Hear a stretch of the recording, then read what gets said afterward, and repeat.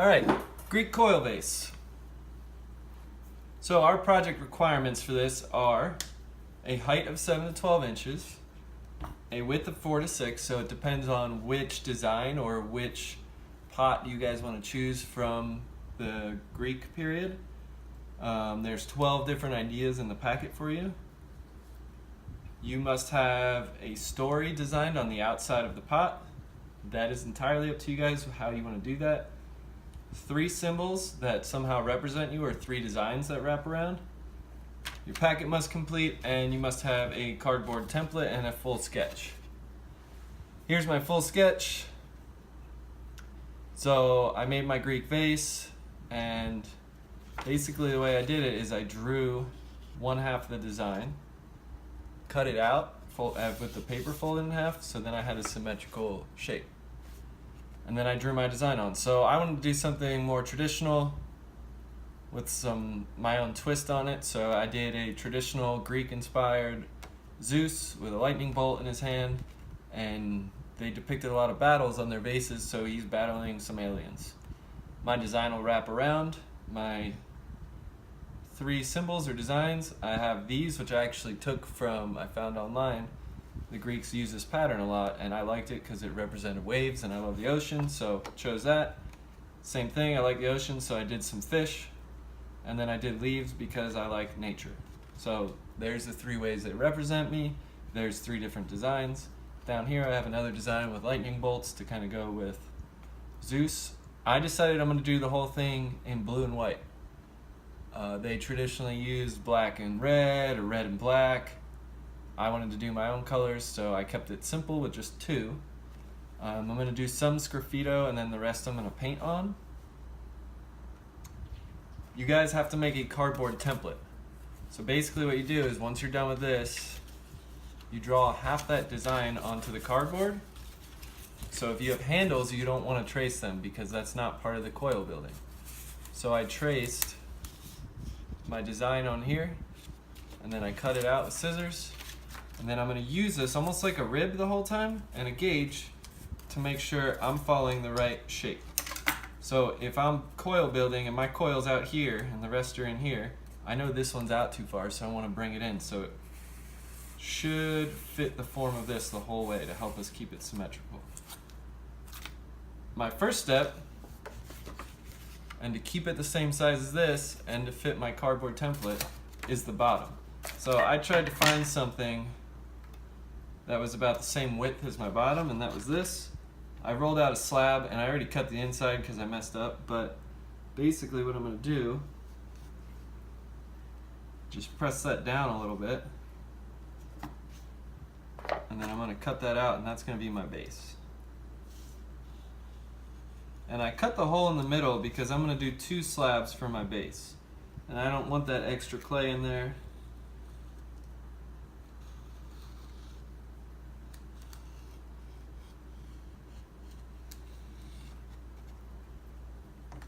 So yes, I know it's not symmetrical, but you will not see that part. So I'm going to wedge a little bit more clay. So I'm just taking the clay in my hands, 2 hands on the side, and I push down with this part of my hands. And then I roll it back up, push it down. Because this is reused clay I have from the last project, so I want to make sure it's all together. Once I think it is, I'm going to smash it back down. Now I don't have a rolling pin to roll my slab. I only have this little slab roller.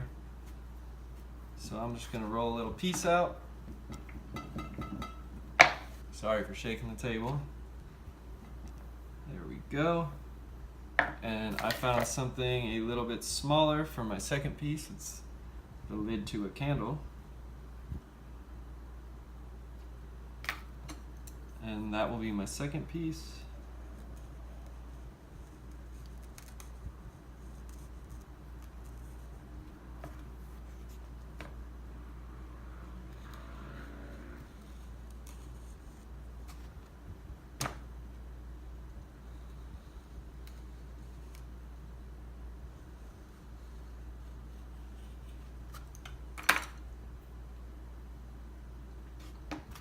I'm going to smooth that out and attach it to this one, then I have my base ready.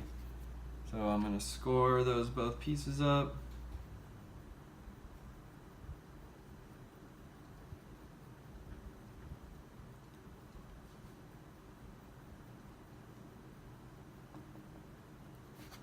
Let's see.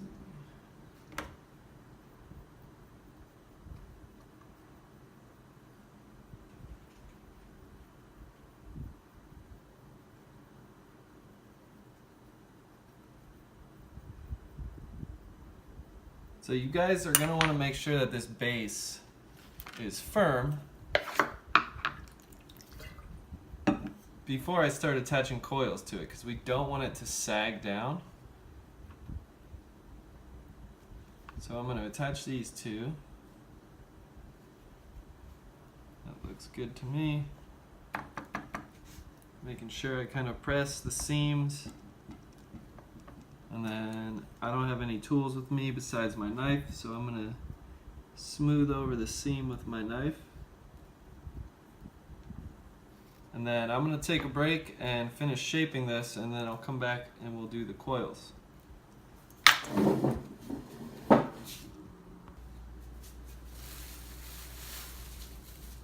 Alright, very quickly. So I ended up using another slab on top of this, and in order to get the shape to fit my template and to look like the bottom piece, I sat here and shaped it with my hand and the rib.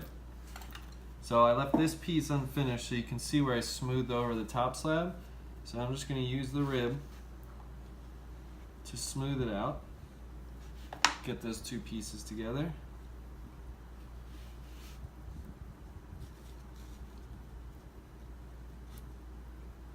And my base is pretty much done. Now, I let mine firm up for a little bit, so it's nice and sturdy that I can attach the coils. Now, I'm going to go through 1 or 2 layers of coils with you guys, and then I'm going to build the rest and pick up later in the video. But I'm basically going to start out with a little log of clay, and then that piece is going to wrap around. So what I'm going to do with this, and the key to this, is applying even pressure and rolling all the way. If I just roll a little bit, it's going to make it oval, and it's going to get wobbly when you're rolling it. So I want to make sure I roll forward and back. The easiest way to start with this is to not push down and to slowly just roll it back and forth. Now, if I start to lose shape, I roll it back and forth like this, or if it gets wobbly, I can twist the piece together, then try rolling again.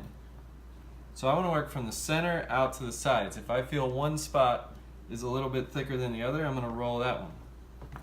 So full rolls. Now you guys can see I started to get oval there. So I'm going to pinch that piece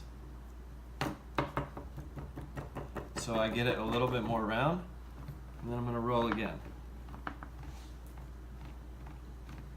Now I want the coil to be about the size of my thumb. You don't want it too skinny because it's going to take you forever to build it, and the walls aren't going to be very strong. So since I'm starting my base, I'm going to start with one a little bit bigger than I normally would, so I have a nice strong bottom. The other trick, sorry I skipped it, I kind of spread my fingers out as I go. So I roll here, and then I spread my fingers along the outside and keep going. Now these don't have to be perfect. If they're a little lopsided, that's fine, and I'll talk about that later, but same way we're always going to do this. I'm going to take my template and my first coil. I'm going to put a little mark on the first 4 corners.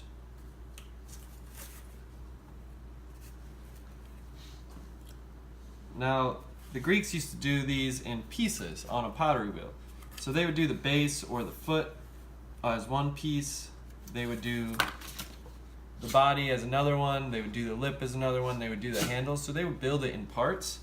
We're doing it in coils, so I started with my base, and now I'm going to build it in this part. So I'm going to mock it up just to see what it would look like first. Now I like to cut both my coils at opposite angles so that when I put them together, they fit together like this.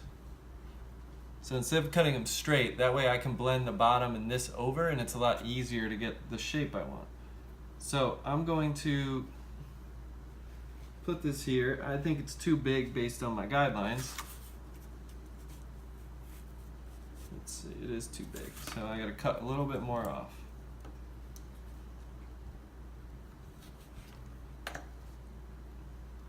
That looks about right. Maybe still too big. Yep, still too big.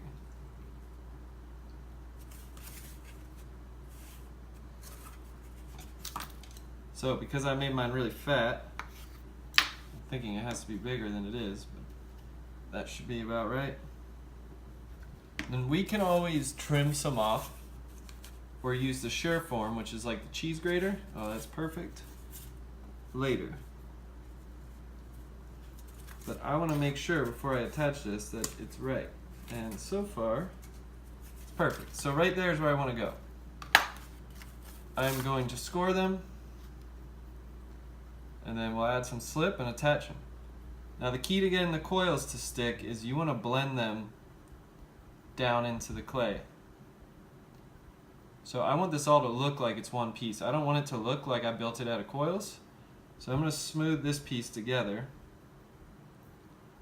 But it's a little bit easier than other projects we did because when the next layer goes on, I'll smooth into that layer. So I just continuously keep smoothing them together, and then I can adjust the shape. Put my slip on there. Make sure I'm centered. Oops. So that's good. That's good. So I like to use this 4 corners at a time. So I check 4 corners, and then the next one I'll switch to the other corners. But now basically all I'm going to do is I'm going to tap it down, and I'm going to blend this in. So I want mine to kind of go out. So I'm going to blend. So I just use my thumb. You can use the wooden modeling tool. I just blend that outside in, and I'm also going to blend the inside in. And then smooth. Sometimes it helps get a little water on your finger. My clay is a little bit dry because it's recycled.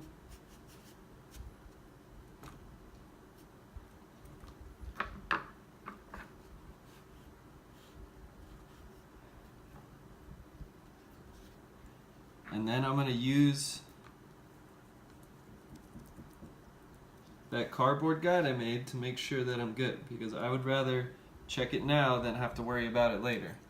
So I don't have a wooden modeling tool to smooth the inside, so I'm going to use my knife. But I really want to make sure that first layer is attached good.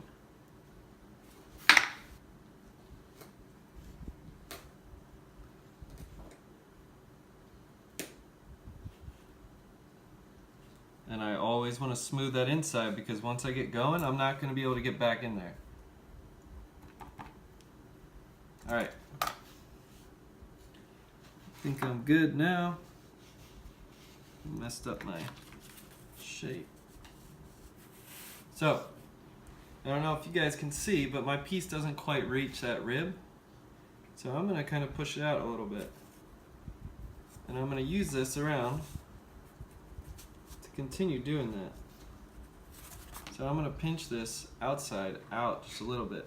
I want to keep the top of that coil nice and fat, because I'm going to attach another one to it. So if I have it too skinny, I'm going to have a little skinny part there, and that's not going to want to hold the weight of the rest of the pot over it.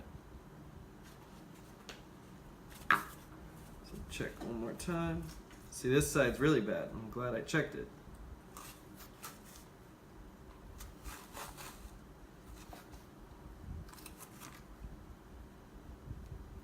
So my next coil, now I rolled a bunch already, so I'm just going to pull one of them out.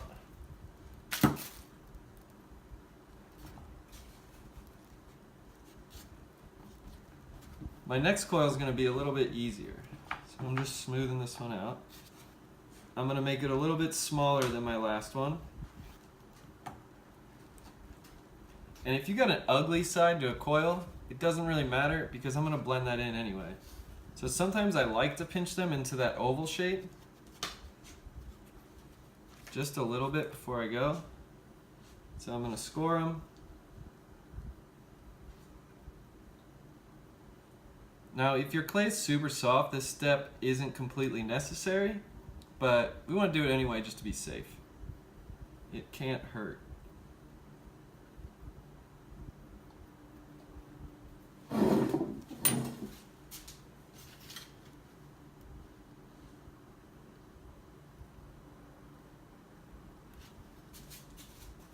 All right, I have my slip.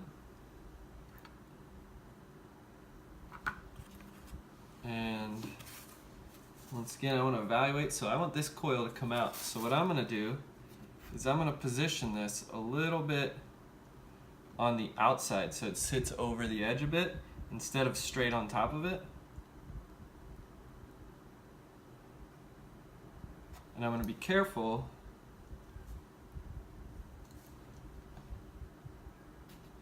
that when I attach it on there, I'm not going to push too hard and ruin my last layer. So I really want to gauge the outside of that and make sure it goes out farther before I attach it. So once again, if you guys can see this, I want this piece to reach this rib. So I want it to go out a little more. So I'm going to take care of that when I pinch it. But this is the last coil I'll do, and then I'm just going to do a time lapse. But I'm going to smooth, let's see if I can pick it up. I'm going to smooth this seam on the inside. So I'm going to push down here. I'm going to push down on the outside. So I'm going to go along the outside and blend a little bit of that clay down. I just use this part of my thumb. And it's going to fill in that gap, and we'll get a nice smooth V shape that I want for the cup. Sorry, it's not a cup, it's a vase. So smooth the outside, smooth the inside, same thing. So I'm going to hold the outside so I don't ruin my shape.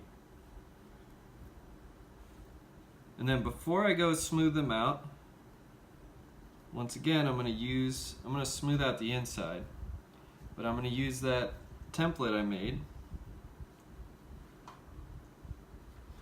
So a lot of people don't pay attention to the inside, and they have these jagged, bumpy insides of their vases. That's not what we want. So make sure as you go, you smooth that out. Now, for the bigger parts, when we get bigger on the outside, you can use the rib. I'm just using my finger right now because it's a small area.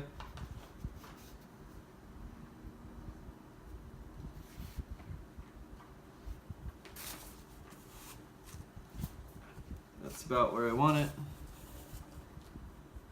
This one's out a little too far, so I'm going to pinch it in. And it's a process, guys. It's going to take a while. You got to take your time, a couple coils a day. You'll get to where you want to be in no time. But you guys got to keep on track and make sure you use this the whole time. Otherwise, you're going to end up with a lopsided, funny looking vase that doesn't look like what you wanted. Alright, so that looks pretty good. Now I'm just going to smooth the outside. Now my goal right now is not to get it to look perfect. My goal is to get my shape right, and then later I can trim the outside with that Sureform, the cheese grater, or a trimming tool, and make sure everything's nice and smooth and straight. But right now I kind of want to just start getting these pieces on there, smoothing it out, getting the shape I desire, and then I'm going to go from there. So that looks pretty good to me.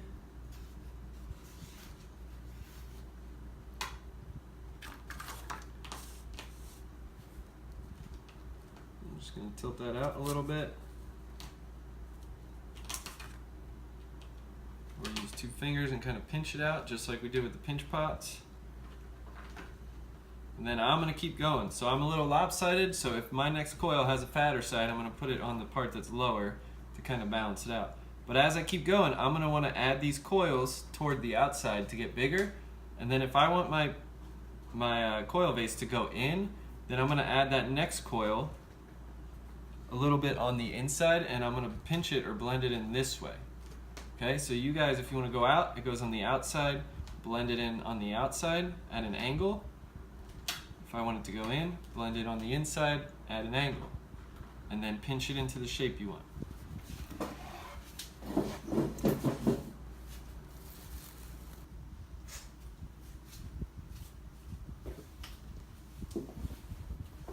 Alright, a couple things to note. So I'm about halfway done with my piece, I would say, give or take.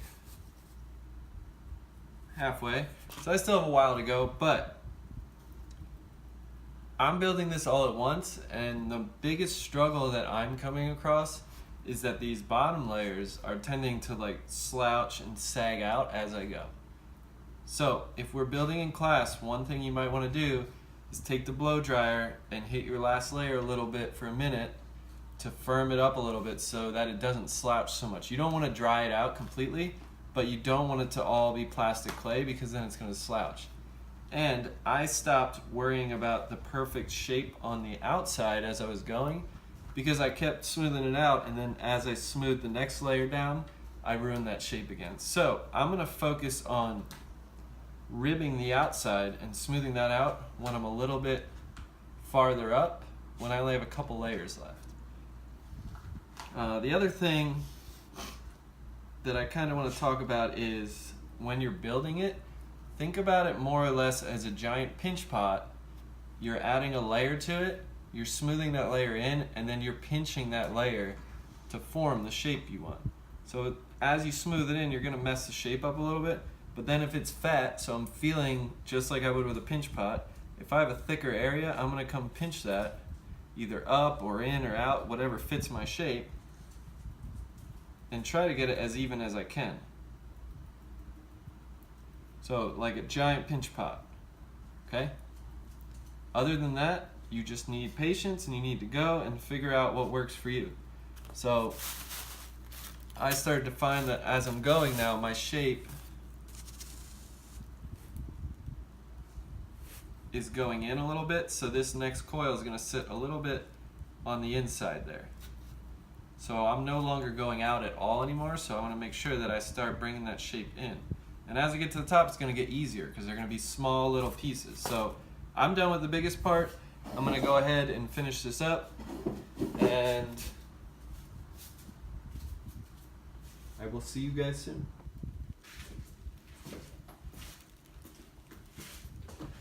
All right, I'm done. Almost, but while I'm rolling out this last coil for my two little handles, I kind of want to go over what my struggles were and what was hard with this. So for me, my biggest struggle was keeping it symmetrical, because like a pinch pot, you're pinching it, you're squishing it, you're adding it on top of each other, it's heavy. So the hardest part was I'm looking at it from this side and it looks pretty good to me, but then if I turn it, it's a little bit lopsided. But you know, I'm pretty happy with it. While I'm not, I've probably done about 5 coil pots my whole life, which is surprising, I know, but it's not the method I usually choose to build.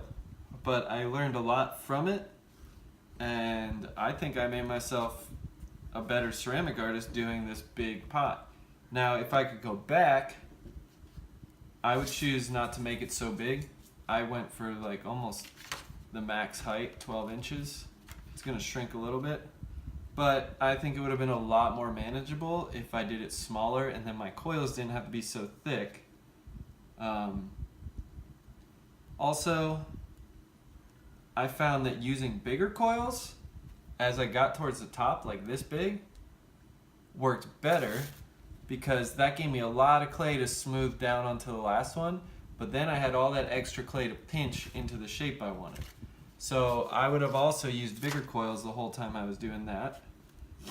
The only thing I have left to do is draw my designs on. Now, a really useful tool for you guys while you're building this, I don't have one at my house, but to see all the sides as you're working and to spin it around, is use one of those banding wheels, the metal spinning wheels, because as you're working you can spin this project around and kind of see it from every side. Also, if you're doing your designs, if I wanted to carve on my lines, I could hold the needle tool like this and spin it around and then I'd have a nice straight line across the whole pot. Other than that, it's going to be challenging. It's going to be frustrating at times, at least it was for me. It's still not my favorite thing to do, but at the same time, some of you might find that coils are what you like to do. So it's important that we learn every single method, so next semester you guys can choose what it is you like to do and how you want to build your projects. So I'm almost done. My last piece is these two handles. I'm going to end the video, but I insist you guys take some time, look at pictures of Greek and Roman pots, even Greek mythology. Get some ideas for your design, pick a shape you want, and then think about doing it in a manageable size.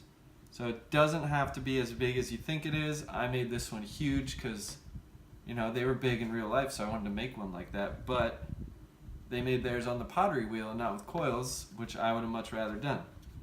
So I learned a lot trying to do it with coils, and lesson learned, I wouldn't do it as big next time. So I'm going to add my handles on here like this, and I will be done.